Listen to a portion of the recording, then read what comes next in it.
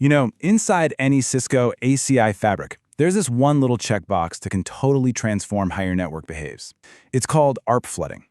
This single setting, tucked away in your bridge domain, is the difference between relying on old-school broadcast logic and unleashing the full intelligence of the ACI spine. So today, we're going to break down exactly what this thing does, walk through the traffic flows, and really help you figure out the right setting for your own environment. All right, here's our game plan. We'll start with the fundamental choice you have to make. Then we'll dive into how it all works when your endpoints are sitting on the very same leaf switch, and then what happens when they're spread across the fabric. We'll even touch on the tricky stuff, like different EPGs, before we land on the final verdict, what to choose and when. Okay, so first things first, let's get to the bottom of this fundamental decision we're making. This choice is really the foundation for everything else we're going to talk about. At its most basic, you've got ARP, right? Address Resolution Protocol. It's how a device asks, hey, I have this IP address, who has the MAC address that goes with it? In a traditional network, that question is a broadcast. One device shouts, and every single device in that subnet has to stop and listen. But with ACI, we get a choice. Do we stick with that old model, or do we let the fabric use its brain for a much smarter, more targeted approach? And here it is, the core trade-off. When you have flooding enabled, the fabric basically acts like a network you're already familiar with. It's simple, it's super resilient, and it's fantastic for handling things like gratuitous ARP. When a device announces itself during a failover, or for those tricky silent host moves. But when you set it to disabled, ACI gets to flex its muscles. It activates its spine proxy feature and turns that noisy broadcast into a quiet, efficient unicast packet. It's way better for performance, but it hinges on the fabric already knowing where that endpoint lives. Okay, let's put this into practice. Our first scenario. We've got two endpoints plugged into the exact same ACI leaf switch. This is going to show us how the logic works at its most basic level. So, let's kick things off with the easiest case imaginable. ARP flooding is turned off, both endpoints are on the same leaf, and, this is the important part, the leaf already knows where that destination device is. And what's so cool about this is that the ACI fabric spine doesn't even get involved. The local leaf switch has H2's information right there in its endpoint table. So when H1 sends out its ARP request, the leaf just handles it directly. It's pure, lightning-fast local switching, with absolutely zero impact on the rest of the fabric. All right, but what happens when we throw a little wrench in the works? Flooding is still disabled, but this time, the leaf has no idea where H2 is. And this is where we see that spine proxy thing kick in. The leaf gets the ARP from H1, does a quick check, and nothing. It has no local info for H2. So instead of flooding it everywhere, it wraps up that ARP request and punts it up to the spine, basically asking, hey, do you guys know where this IP is? So let's walk through this. H1 broadcasts. The local leaf's lookup comes up empty. It forwards the request up to the spine proxy, which then checks this master endpoint database. This database, by the way, is kept in sync across all the spines by something called the Council of Oracle Protocol, or COOP. Think of it as the fabric's single source of truth for where everyone lives. Now, if even the COOP database doesn't have the info, the packet gets dropped, but the spine then triggers what's called an ARP glean, an active search to go find that endpoint for the next time someone asks. Okay, so that was the smart way. Now let's see what happens if we're in the exact same situation. H2 is unknown, but this time we just flip that switch and enable ARP flooding. And boom, just like that, we're back to old-school networking.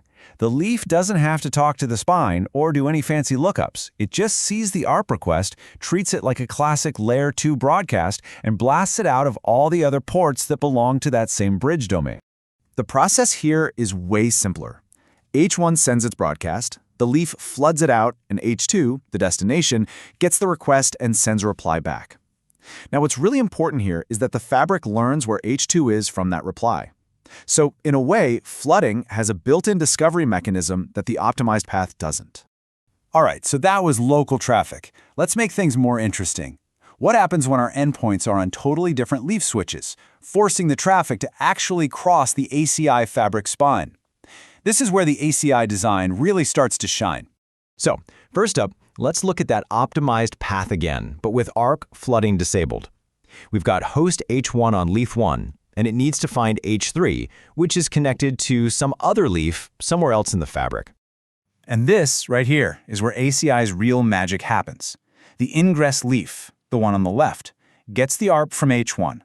But instead of just blindly flooding it across the entire fabric, it sends it straight up to the spine, which, as we know, acts as that central lookup service.